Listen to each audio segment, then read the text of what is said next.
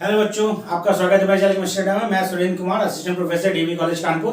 बेटा हम लोग डिस्कस कर रहे हैं इसमें स्पेक्ट्रोस्कोपी। इसमें हमने बेसिक पार्ट उसका डिस्कस कर लिया एंड इंट्रोडक्शन पार्ट हम लोग डिस्कस कर चुके हैं। हम आपको बार बार रिमाइंड करा दें कि हम यहाँ पर सिर्फ डिस्कस कर रहे हैं वो पोर्शन जो पीजीटी और जीआईसी में पूछा जाता है। इसे करते ही आप नेट से रिलेट करें कि नेट में बहुत डिटेल में पूछा जाता है। ये हम लोग सिर्फ डिस्कस करेंगे वो पोर्शन जो पीजीटी या जीआईसी में पूछा जाता है। चलिए स्टार्ट करते हैं। हम डिस्कस करने आ रहे हैं UV and visible spectroscopy. Question बेटा इसमें पॉइंट वाइज आते हैं, इसलिए हमने पॉइंट वाइज डिस्कस किया है इसको। जितने पॉइंट आपको बता रहे हैं कि उतने पॉइंट आपको अच्छे से तैयार है तो कोई भी क्वेश्चन आपका इससे बाहर से नहीं आएगा, आसानी से क्वेश्चन आपका हो जाएगा। क्या है बेटा, इसमें जो आपका रेडिएशन सोर्स यूज करते हैं वो क्या यूज करते हैं, ये भी एक क्वेश्चन है। Tungsten filament lamp and hydrogen deuterium discharge lamp, ये दो रेडिएशन सोर्स यूज किए जाते हैं in UV visible spectroscopy. Tungsten filament lamp या and hydrogen deuterium discharge lamp. याद रखिए, एक नंबर का क्वेश्चन हो सकता है ये। Is used as radiation source, ये ध्यान रखिए। अगला क्वेश्चन क्या है बेटा कि जो सैंपल वॉल होती है जिसमें सैंपल लेते हैं, सैंपल आपका जिसमें लिया जाता है, सैंपल सेल कह सकते हैं यूवी विजिबल में, वह ग्लास की बनी नहीं होती है। पूछ सकता है बेटा कि किसकी बनी नहीं होती है या किसकी बनी होती है, तो ध्यान रखना है glass can not be used. ये ध्यान रखिए, कैन नॉट बी मतलब यूज नहीं करते। क्यों नहीं करते? क्यों? क्योंकि it absorb UV radiation, UV radiation में एब्जॉर्ब करता है, इसीलिए इसको यूज नहीं करते सैंपल सेल के लिए। किसका? ग्लास का यूज नहीं करते। क्या यूज करते हैं? सिलिका सेल यूज करते हैं, सिलिका की बनी सेल यूज करते हैं क्योंकि वह यूवी रेडिएशन एब्जॉर्ब नहीं करती। तो ध्यान रखना है ग्लास का यूज नहीं करते हैं। अगला पॉइंट क्या है? Spectroscopy involve the promotion of electron, यानी एक्साइटेशन ऑफ इलेक्ट्रॉन। कहां से? सिग्मा इलेक्ट्रॉन हो सकता है, पाई हो सकता है और एन हो सकता है। एन मतलब नॉन बॉन्डिंग इलेक्ट्रॉन। क्या हो सकता है? Non bonding. सिग्मा इलेक्ट्रॉन हो सकता है, पाई हो सकता है और नॉन बॉन्डिंग इलेक्ट्रॉन होता है। From ground state to the higher energy state. इसमें क्या होता है बेटा, इसमें इलेक्ट्रॉन आपका एनर्जी एब्जॉर्ब करता है, डिफरेंट फ्रीक्वेंसी की एनर्जी एब्जॉर्ब करेगा, और लोअर एनर्जी सिग्मा ऑर्बिटल हो सकता है, पाई हो सकता है, एन नॉन बॉन्डिंग हो सकता है। उससे क्या हायर एनर्जी ऑर्बिटल्स में इलेक्ट्रॉन जाते हैं, जितनी एनर्जी एब्जॉर्ब करेंगे उसी का स्पेक्ट्रा होता है। तो हम इसमें बात करें यूजफुल क्या है इसमें, इससे क्या फायदा है, क्या बेनिफिट्स है, क्योंकि आपको हर स्पेक्ट्रोस्कोपी के अलग अलग बेनिफिट्स हैं। यूवी का अलग है, आईआर का अलग है, एनएमआर का अलग है। तो आपको इसमें ध्यान रखना किससे हमें क्या नॉलेज मिलेगी, है कौन सा स्ट्रक्चरल इंफॉर्मेशन कंपाउंड्स का हमें मिलता है स्पेक्ट्रोस्कोपी, कौन सी स्पेक्ट्रोस्कोपी से, इस पर भी क्वेश्चन आते हैं। ध्यान रखना है यूजफुल टू मेजर, ध्यान रखिए useful to measure number of conjugate double bonds. Number of conjugate double bonds जानने में इस्तेमाल होता है इसका, and also aromatic conjugation within various molecules. Number of मतलब कॉन्जुगेशन बताने के लिए इस स्पेक्ट्रोस्कोपी यूज करते हैं। पाई पाई कॉन्जुगेशन के कितना है, कितना ज्यादा है, जितना ज्यादा होगा उसकी बात हम करें कैसे डिटरमाइन होगा, उसे कौन सा टाइप यूज करते हैं। तो ये किसी number of conjugate double bond and also aromatic conjugation within various molecules, इसके लिए इस स्पेक्ट्रोस्कोपी का यूज करते हैं। आगे क्या बात कर रहे हैं? इट इज आल्सो डिस्टिंग्विश मतलब विभेद करना, डिफरेंशिएट करना। It is also distinguish between conjugated and non conjugated system. यह स्पेक्ट्रोस्कोपी सबसे जो बेस्ट एप्लीकेशन का यह है कि यह कॉन्जुगेट सिस्टम है या नॉन कॉन्जुगेट सिस्टम है, डिफरेंशिएट करने के लिए यूज की जाती है। तो it is also distinguish between conjugate and non conjugate system. इसके लिए स्पेक्ट्रोस्कोपी, यूवी विजिबल स्पेक्ट्रोस्कोपी के डाटा यूज किए जाते हैं। अब आता है बेटा बेयर लंबर्ट लॉ। इसका थ्योरेटिकल पोर्शन हमें नहीं करना है, थ्योरेटिकल पोर्शन नहीं आता है, आपका एक्सप्रेशन पहचानने के लिए आता है कि इसमें दिया है चार ऑप्शन, मुझे the following is Beer Lambert law. तो आपको बेयर लंबर्ट लॉ का इक्वेशन याद रखना है, याद रखना है, वेरी वेरी इंपॉर्टेंट, इसे आपको याद रखना है। बेयर लंबर्ट लॉ का equation log I not by I equal to psi c l equal to A क्या है? ए आपका एब्जॉर्बेंस, ए क्या है? एब्जॉर्बेंस।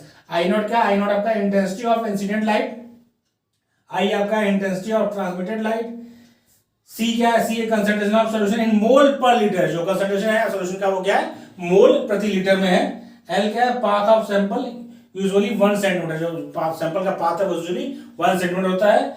साई क्या है? साई मोलर एक्सटेंशन कोएफिशिएंट या मोलर एब्जॉर्बिविटी भी कहते हैं। तो ये क्या? Molar extension coefficient. इतना डाटा पहले आप इसे कॉपी करिए, फिर हम लोग आगे बात करते हैं। मैं आपसे फिर कह रहा हूँ क्वेश्चन इसमें आधे के नंबर के छोटे क्वेश्चन पूछे जाते हैं। कौन सा इसमें रेडिएशन सोर्स क्या है और किसके लिए एप्लीकेशन किया जाता है, इससे क्या पता चलता है, किसको डिस्टिंग्विश करता है, ये सब बातें आती हैं। आप इसे कॉपी कर लिए, फिर आगे हम बढ़ते हैं। कॉपी कर लिया।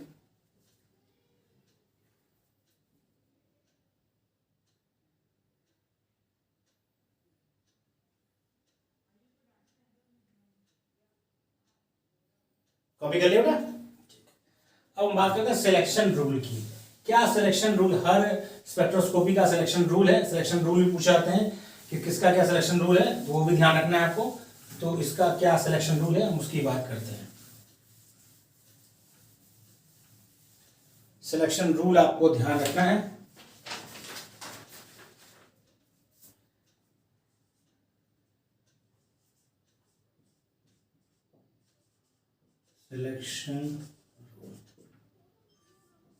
सिलेक्शन रूल क्या होगा?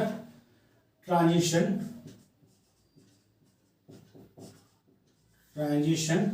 which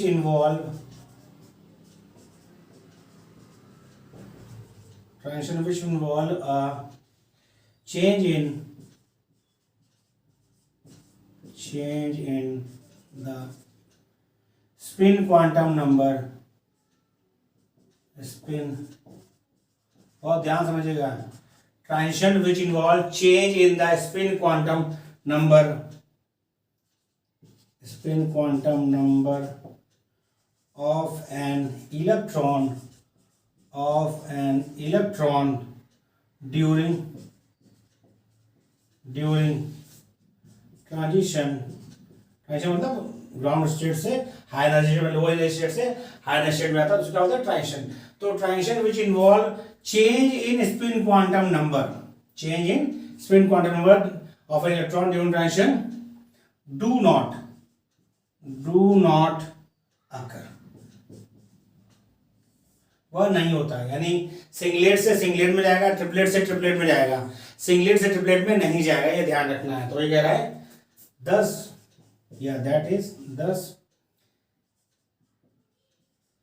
सिंगलेट ट्रिपलेट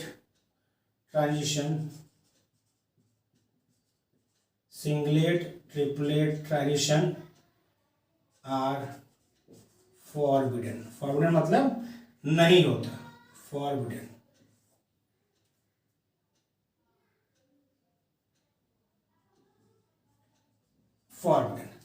सिंगलेट से सिंगलेट में होगा, ट्रिपलेट से ट्रिपलेट में होगा, लेकिन बेटा सिंगलेट से ट्रिपलेट में ट्रांजिशन कभी नहीं होगा, ये ध्यान रखिए। यह सिलेक्शन रूल है यूवी विजिबल स्पेक्ट्रोस्कोपी के लिए। क्या है? सिलेक्शन रूल है यूवी विजिबल स्पेक्ट्रोस्कोपी के लिए। कॉपी कर लिया बेटा इसको, इधर कॉपी कर लिया। अब कौन कौन सा ट्रांजिशन होता है, कैसे होता है, इसकी बात करते हैं। इस पर आता है तो इसकी बात करते हैं हम आपको।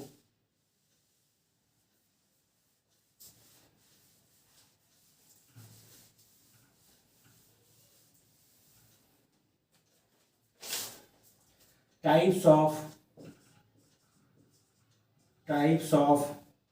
Electronic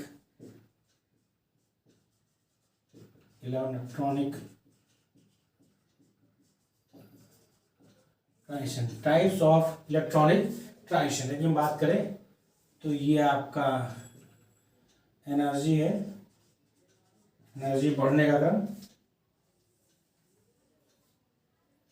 sigma pi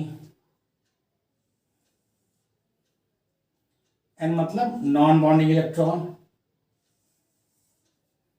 pi star मतलब पाई एंटी बॉन्डिंग, और सिग्मा स्टार मतलब सिग्मा एंटी बॉन्डिंग। तो ये क्या बेटा? ये आपका बॉन्डिंग है। पाई, ये वाला पाई वाला भी क्या है? पाई बॉन्डिंग, ये भी बॉन्डिंग है। ये वाला क्या? ये वाला नॉन बॉन्डिंग है। भाई नॉन बॉन्डिंग मतलब दोनों पे इलेक्ट्रॉन जो होते हैं वो क्या होता है? बॉन्ड में इन्वॉल्व नहीं होते, नॉन बॉन्डिंग है। ये बेटा एंटी बॉन्डिंग है, एंटी बॉन्डिंग, ये भी क्या है? Anti bonding. ओके, तो ट्रांजिशन क्या होगा? सिग्मा से सिग्मा स्टार। ये क्या होता? सिग्मा से सिग्मा स्टार। कोई दिक्कत नहीं। पाई से पाई स्टार, पाई से पाई स्टार, फिर n से पाई से नहीं बेटा, n से, ये से तो हो गया, n नॉन बॉन्डिंग से सिग्मा स्टार, तो क्या है n से सिग्मा स्टार और n से पाई स्टार, ठीक है, n पाई स्टार। तो 4 तरह के ट्रांजिशन पॉसिबल है। Sigma sigma star energy absorb करे जाए, सबसे ज्यादा एनर्जी यही चाहिए। फिर पाई से पाई स्टार, एन से sigma star, non bonding electron से सिग्मा में जाए, स्टार में जाए, एंटी बॉन्डिंग में जाए, नॉन बॉन्डिंग से पाई एंटी बॉन्डिंग में जाए। तो इतने ट्रांजिशन कुल पॉसिबल हैं। यदि हम एनर्जी की बात करें, ये पॉइंट इंपॉर्टेंट है, यह पॉइंट इंपॉर्टेंट है, ऑर्डर पूछा जा सकता है, क्या बेटा, energy required, energy required for various transition, energy required for various transition. तो सबसे ज्यादा एनर्जी चाहिए सिग्मा सिग्मा स्टार के लिए। साफ साफ यहां दिख रहा है बेटा, एनर्जी बढ़ने क्रम में सबसे ज्यादा एनर्जी गैप है, तो सबसे ज्यादा एनर्जी कब चाहिए, जब सिग्मा सिग्मा स्टार ट्रांजिशन होगा तब। उसके बाद चाहिए आपका एन सिग्मा स्टार, एन से सिग्मा स्टार में ट्रांजिशन होगा तब। देन पाई पाई स्टार, पाई पाई स्टार, भाई साफ साफ दिख रहा है, एन पाई स्टार सबसे कम है।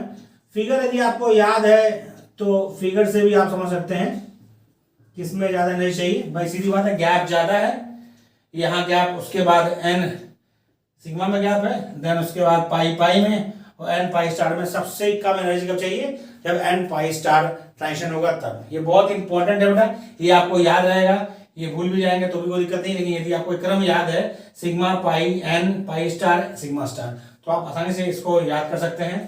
पूछा जाता है किसकी एनर्जी ज्यादा होगी, किसकी कम होगी, ये सब आपको ध्यान रखना है। ओके, कॉपी करिए, बहुत इंपॉर्टेंट है ये, वेरी वेरी इंपॉर्टेंट, यह इंपॉर्टेंट है।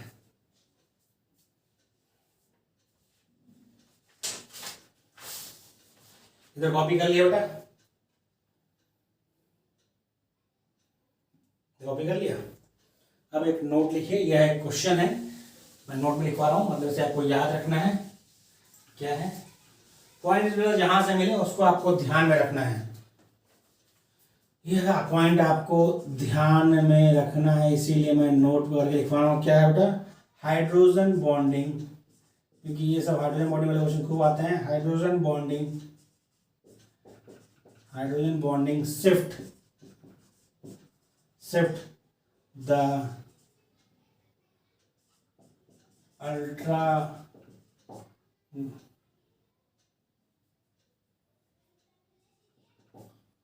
ultraviolet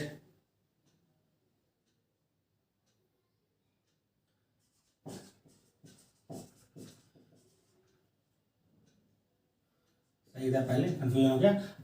hydrogen bonding shift the ultraviolet absorption to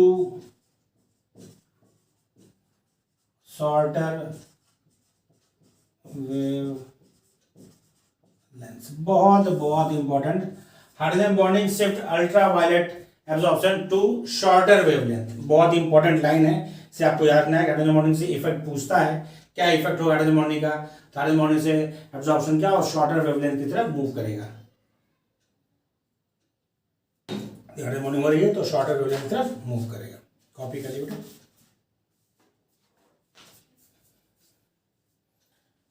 ठीक, अगला पॉइंट लिखिए। नेक्स्ट दूसरा नोट, ये पहला नोट था, दूसरा नोट क्या है, all those compounds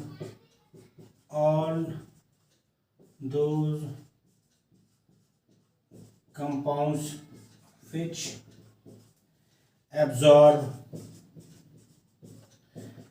light of wavelength, all those compounds which absorb light of wavelength between 400 to 800 millimicron, all those compounds which absorb light of wavelength between 400 to 800 millimicron appear appear colored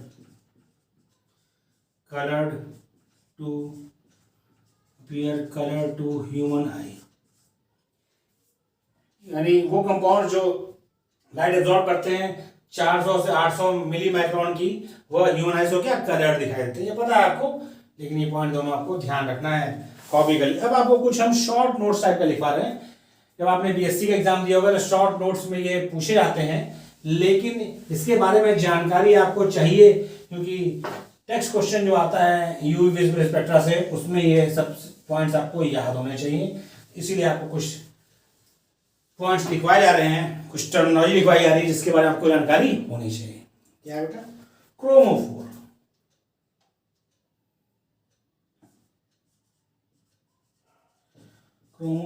बस आपको इसका definition पता होना चाहिए भाई, क्योंकि यदि इसमें, ताकि क्रोमोफोर से रिलेटेड कोई भी क्वेश्चन आए आप आसानी से कर सकें। क्या होता है बेटा क्रोमोफोर? कोवेलेंटली, बहुत ध्यान सुनिएगा, कोवेलेंटली अनसैचुरेटेड मतलब उसमें अनसैचुरेटेड होगा, डबल बॉन्ड होगा, मल्टीपल बॉन्ड होगा। Covalently unsaturated group responsible covalently unsaturated group responsible for absorption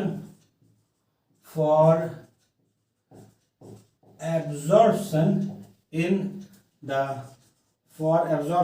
the UV or UV मतलब ultraviolet, a covalently unsaturated group responsible for absorption in the ultraviolet or visible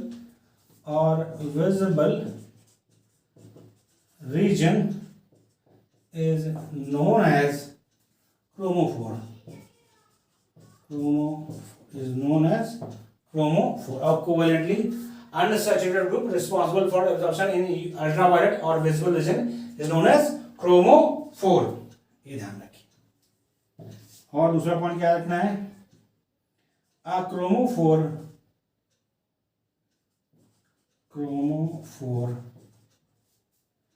may or may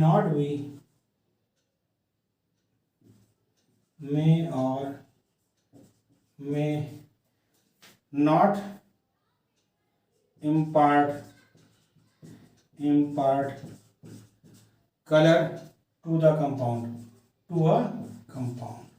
कोई ये नहीं कि यह compound में colour ही दे, to a compound, कोई ये नहीं कि कलर दे भी सकता है क्रोमोफोर, आपको कलर क्रोमोफोर की वजह से कलर हो भी सकता है और नहीं हो सकता है। ठीक है, या इस बात पर डिपेंड करेगा कि रेडिएशन किस रीजन से एब्जॉर्ब होगी। यूवी रीजन से एब्जॉर्ब होगी तो कलर नहीं होगा, विजिबल रीजन से एब्जॉर्ब होगी तो कलर देगा। ठीक है, इसे कॉपी करिए।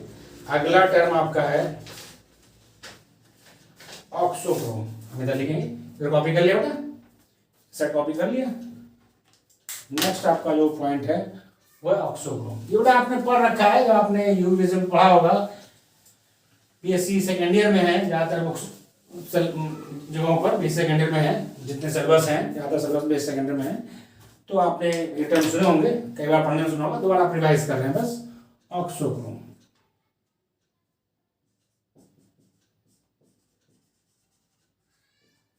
ये भी सुन रखा है आपने, क्या होता है?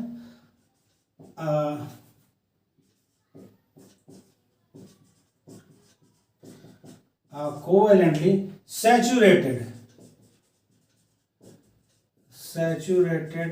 ग्रुप, कोवेलेंटली सैचुरेटेड, ये क्या होता है?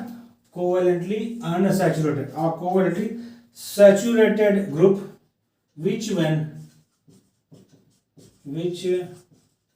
ध्यान रखिए बड़ा, which when attached to a chromophore, which one attached to a chromophore changes both the wavelength and the intensity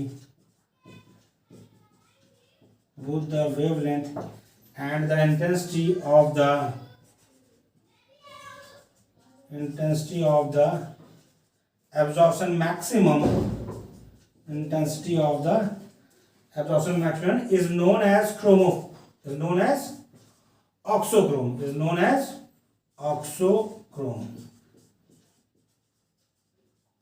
यानी जब यह क्रोमोफोर के साथ जुड़ेगा तो वेवलेंथ और इंटेंसिटी ऑफ एब्जॉर्प्शन बढ़ाएगा। मतलब ऑक्सोक्रोम वह कोवेलेंटली सैचुरेटेड ग्रुप है, वह जब किसी क्रोमोफोर से अटैच्ड होगा, जब वह किसी क्रोमोफोर से अटैच्ड होगा तब वह क्या करेगा, तब वह वेवलेंथ ऑफ एब्जॉर्प्शन और जो इंटेंसिटी ऑफ एब्जॉर्प्शन है उसे इंक्रीज करेगा, उसे क्या करेगा, इंक्रीज करेगा। कैसे करता है बेटा, इसकी बात की जाए, auxochrome generally increases the value of lambda max, मतलब wavelength lambda max, as well as psi max, intensity of absorption psi max, by कैसे करता है, by extending the conjugation through resonance। यानी ऑक्सोक्रोम कैसे बढ़ाता है एब्जॉर्प्शन मैक्सिमम और आपका लैम्डा मैक्स और साई मैक्स, क्योंकि वो करता क्या है, वह कॉन्जुगेशन बढ़ा देता है। रेजोनेंस के द्वारा क्या होता है, कॉन्जुगेशन की लेंथ बढ़ा देता है। जब कॉन्जुगेशन की लेंथ बढ़ा देगा, नंबर ऑफ कॉन्जुगेशन बढ़ा देगा, नंबर ऑफ कॉन्जुगेट स्टेशन बढ़ जाएंगे, तो लैम्डा मैक्स और साई मैक्स की वैल्यू क्या हो जाएगी, इंक्रीज हो जाएगी। ऑक्सोक्रोम क्या करता है बेटा, फिर सुनिए, ऑक्सोक्रोम करता है क्रोमोफोर के साथ जुड़कर एक नया क्रोमोफोर बनाता है, जिससे लैम्डा मैक्स और साई मैक्स की वैल्यू बढ़ जाती है। इसे कॉपी कर लीजिए, इसके बारे में पॉइंट्स आपको याद रखने हैं। आगे बात करते हैं हम, जरा कॉपी करो बेटा। यानी combination of chromophore and auxochrome form new chromophore, यही कह रहा है वो, combination of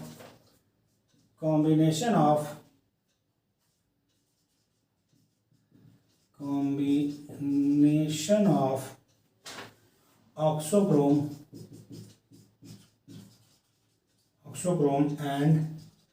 and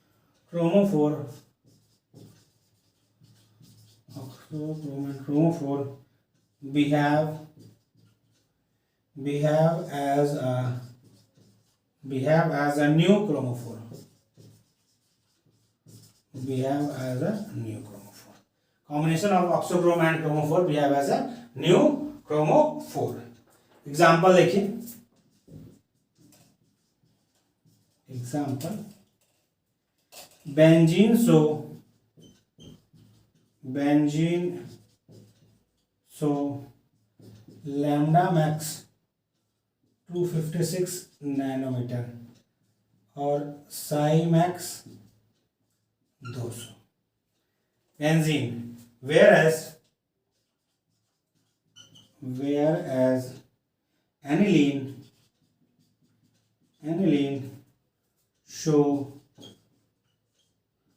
lambda max 280 nanometre और साई मैक्स 40-30। देखिए क्या हो गया, एनिलीन में क्या होता है, बेंजीन में आपका एक एनिलीन क्या होता है, बेंजीन में लग गया NH2 क्या है, NH2 आपका है, ये क्या है, ये ऑक्सोक्रोम लग गया। तो बेंजीन में लैम्डा मैक्स की वैल्यू 256 नैनोमीटर और साई मैक्स की वैल्यू 200 थी, जबकि जब उसमें NH2 आपका एक ऑक्सोक्रोम लग गया तो कॉन्जुगेशन क्या है, बढ़ गया। तो एनिलीन फॉर्म हुआ, उसमें लैम्डा मैक्स की वैल्यू भी बढ़ गई, 256 से 280 हो गई, साई मैक्स की वैल्यू 200 से 1430 हो गई। ठीक है, कॉपी कर लीजिए।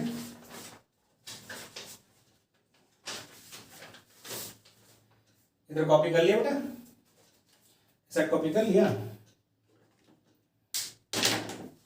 कॉपी कर लिया पूरा।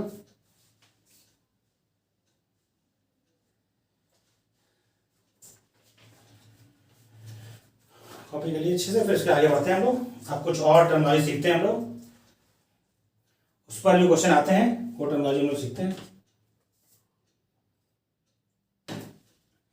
अब आता है बैथोक्रोमिक शिफ्ट, कर लिया।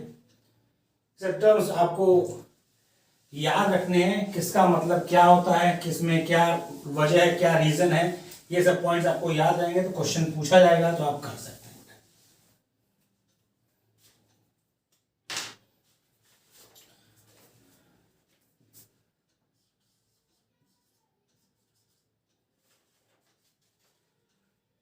बैथोक्रोमिक शिफ्ट या इसको बोलते हैं रेड शिफ्ट। ध्यान रखिए, बैथोक्रोमिक शिफ्ट या रेड शिफ्ट क्या होता है, ये पॉइंट्स आपको ध्यान रखना है। बैथोक्रोमिक शिफ्ट की बात करते हैं, उसका मतलब होता क्या है, क्या बढ़ रहा है, क्यों बढ़ रहा है, ये सब बात आपको ध्यान रखनी है। तो क्या होता है, shift of an absorption maximum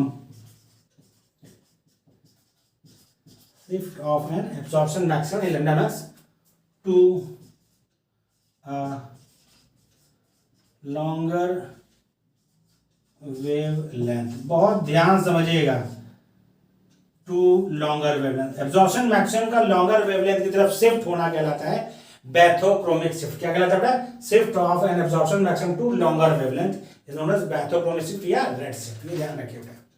क्यों बेटा होता है ऐसा, ड्यू टू प्रेजेंस ऑफ, क्या वजह हो सकती है, due to presence of an auxochrome और सॉल्वेंट इफेक्ट। ऑक्सोक्रोम हो सकता है इसकी वजह कि कोई ऑक्सोक्रोम जुड़ा हो, या सॉल्वेंट इफेक्ट हो सकता है। इज कॉल्ड, तब इसको कहेंगे इज कॉल्ड बैथोक्रोमिक शिफ्ट। आपके सामने है बेटा, देखिए ये बेंजीन है, ये एनलीन है। बेंजीन में जब आपने NH2 के ऑक्सोक्रोम जोड़ दिया, एनलीन बन गया, तो लैम्डा मैक्स की वैल्यू बढ़ गई। तो यही आपका है, मैं एग्जांपल लिख लेता हूं। बेंजीन लैम्डा पर कितना है 256, और एनिलीन लैम्डा मैक्स है, मैक्सिमम मतलब वो है 280। क्यों हो गया, due to auxochrome NH2 auxochrome की वजह से बैथोक्रोमिक शिफ्ट हुई है। किसकी वजह से बेटा, NH2 आपको किस में लग गया, बेंजीन में NH2 लग गया, एनिलीन फॉर्म हो जाएगा, तो लैम्डा मैक्स शिफ्ट हो जाएगा 256 नैनोमीटर से 280 नैनोमीटर, और यह कहलाता है बैथोक्रोमिक शिफ्ट। क्या कहलाता है, बैथोक्रोमिक शिफ्ट या रेड शिफ्ट। फिर कॉपी कर लिया बेटा, तो कॉपी हो गया। अब अगला बात करते हैं, नेक्स्ट आपका क्या टर्मिनोलॉजी आपको ध्यान रखनी है, बैथोक्रोमिक शिफ्ट या रेड शिफ्ट कहते हैं उसको। दूसरा क्या है, दूसरा है हिप्सोक्रोमिक शिफ्ट। नेक्स्ट क्या है आपका, हिप्सोक्रोमिक शिफ्ट। हिप्सोक्रोमिक या इसको बोलते हैं और blue shift,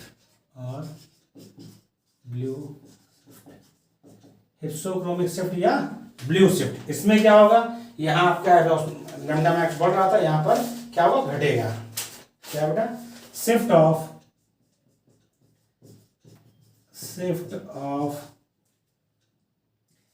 N absorption maximum to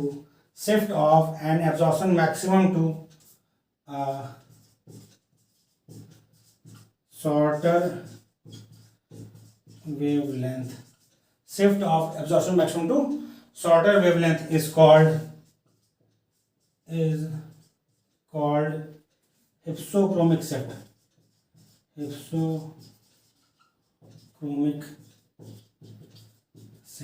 Hypsochromic shift or blue shift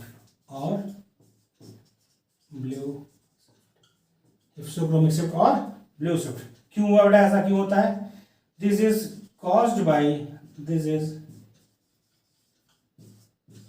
caused by removal of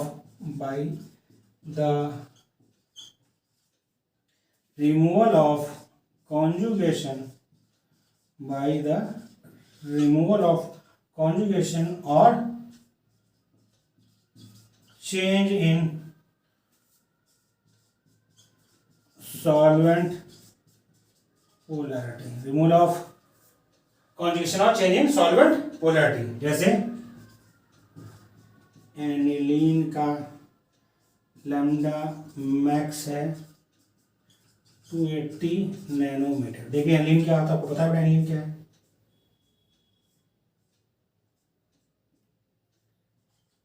NH2 lone pair है, रिंग में कॉन्जुगेट होगा। और एनिलीनियम आयन,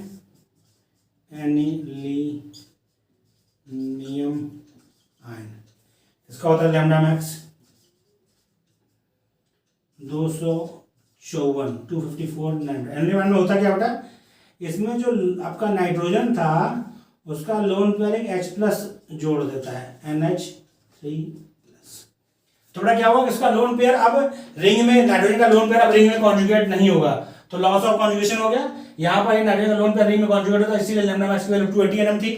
इस वाले में क्या, एनिलीन आयन में क्या है, H+ लग गया, तो उसका नाइट्रोजन का जो लोन पेयर था उसने H+ से बॉन्ड बना दिया, तो अब वो रिंग में कॉन्जुगेशन के लिए नहीं अवेलेबल है, इसीलिए लैम्डा मैक्स क्या हो गया, घट गया। यह कहलाता है हिप्सोक्रोमिक शिफ्ट। क्या कहलाता है? Hypsochromic shift. कॉपी कर लीजिए।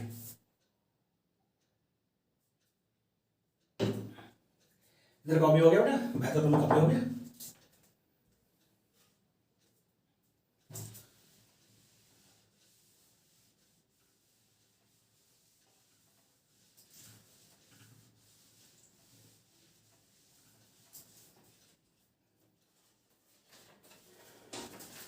अगला होगा आपका hyperchromic shift.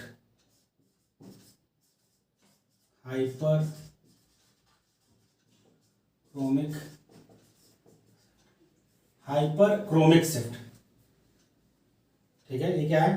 An effect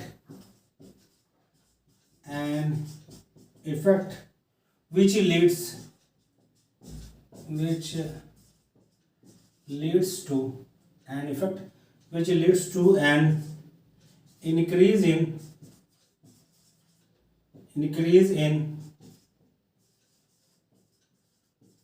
an effect which leads to an increase in absorption intensity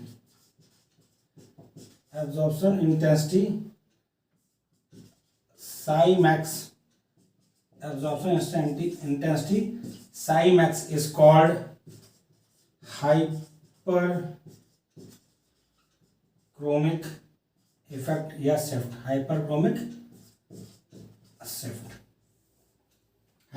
effect या hyperchromic shift। जैसे देखिए बेंजीन में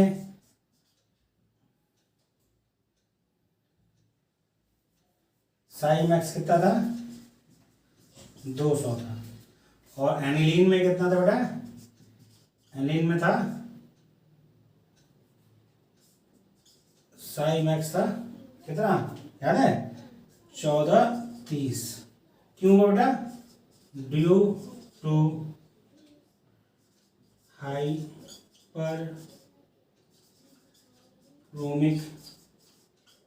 effect of auxochrome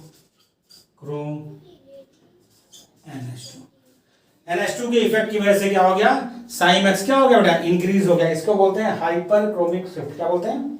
hyperchromic shift. Copy कर लीजिए, कॉपी कर लीजिए।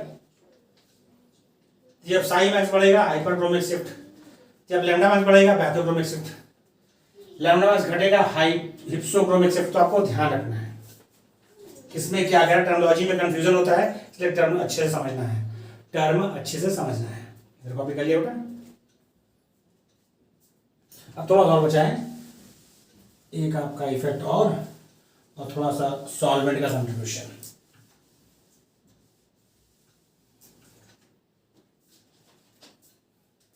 हिप्सोक्रोमिक, सॉरी हिप्सो हो गया बेटा, हाइपो हाइपोक्रोमिक इफेक्ट या शिफ्ट, हाइपोक्रोमिक इफेक्ट या शिफ्ट, क्या बेटा? an effect which leads to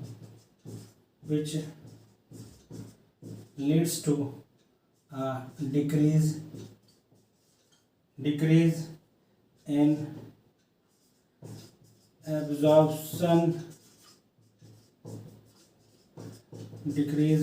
absorption intensity, decrease in absorption intensity. Cymax is called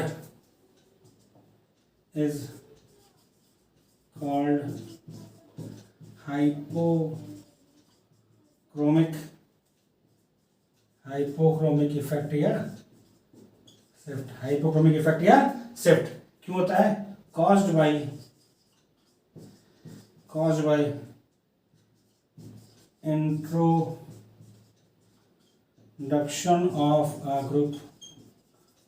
introduction of a group which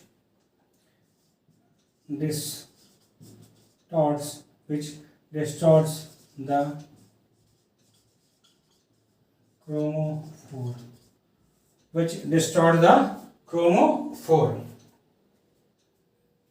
जो क्या करेगा बेटा? क्रोमोफोर को डिस्टॉर्ट कर देगा, वही आपका क्या है? लैम्डा मैक्स की वैल्यू, साई मैक्स की वैल्यू को घटा देगा। ठीक, कॉपी कर लीजिए, इधर कॉपी हो गया। अब कुछ और पॉइंट ध्यान रखने हैं, तो कॉपी कर लिया बेटा। ये सब पॉइंट बेटा आपको याद रखने हैं, बहुत शॉर्ट में आपको हम पढ़ा रहे हैं स्पेक्ट्रा पीजीटी के अकॉर्डिंग, ताकि पीजीटी में जैसे क्वेश्चन पूछा जाते हैं आप क्वेश्चन कर सकें।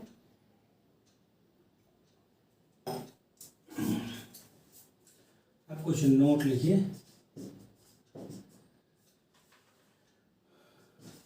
longer the conjugate system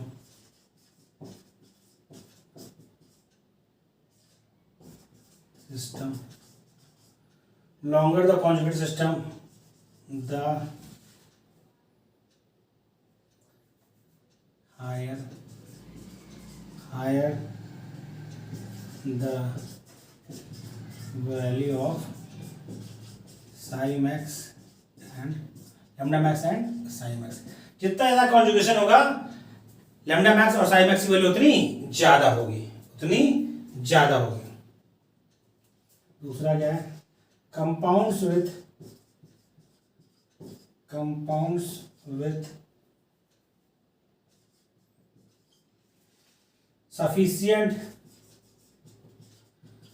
sufficient conjugation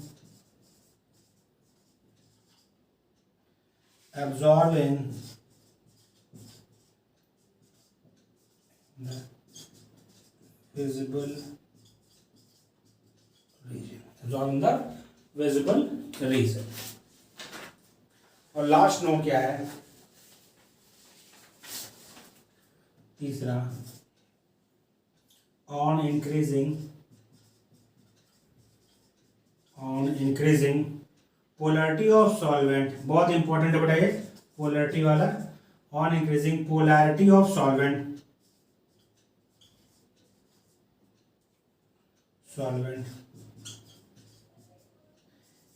generally shift n pi star and n sigma star bands to shorter wavelength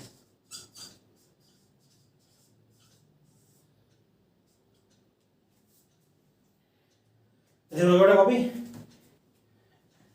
polarity यदि चेंज करेंगे, यानी क्या पोलैरिटी आप इंक्रीज कर रहे हैं, तो एन सिग्मा स्टार और एन पाई स्टार क्या होगा? उसका जो वेवलेंथ है लैम्डा मैक्स है वो घटेगा। And pi star bands to longer wavelength बहुत इंपॉर्टेंट पॉइंट है, ध्यान रखिए।